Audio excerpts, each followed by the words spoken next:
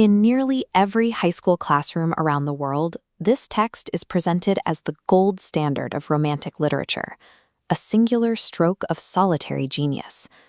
But Shakespeare didn't invent the plot, the Verona setting, or even the rival Capulet and Montague families.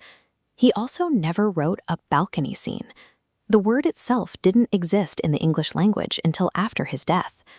The original scripts are equally unstable.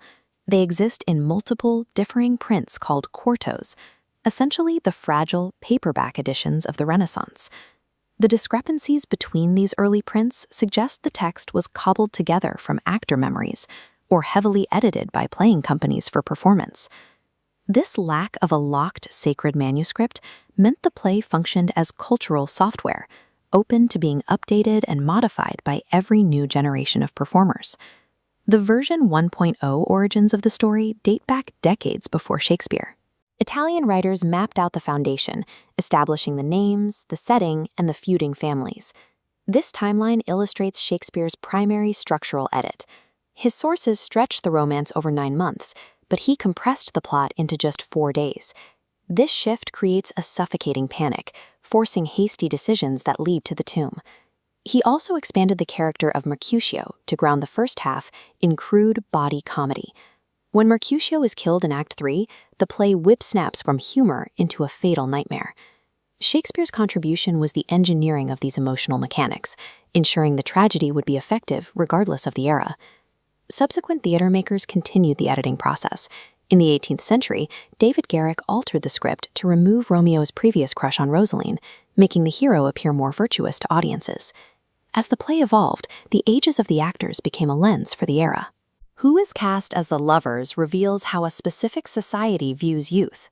In the 1930s, studios prioritized established box office stars over age realism, casting adults like Leslie Howard, a man in his 40s, as the teenage Romeo. That changed in 1968. Responding to a cultural demand for authentic rebellion, director Franco Zeffirelli cast actual teenagers in the leading roles. Seeing 15-year-old Olivia Hussey on screen shifted the public's visual expectations.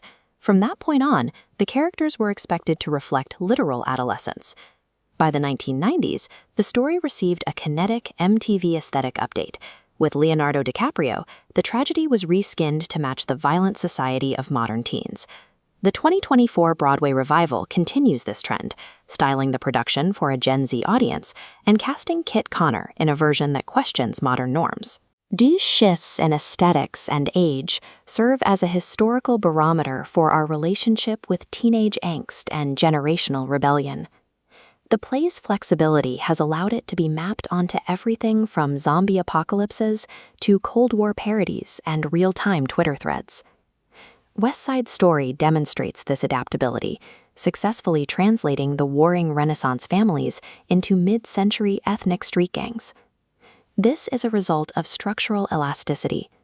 The play's core skeleton is strong enough to support almost any cultural context layered on top of it.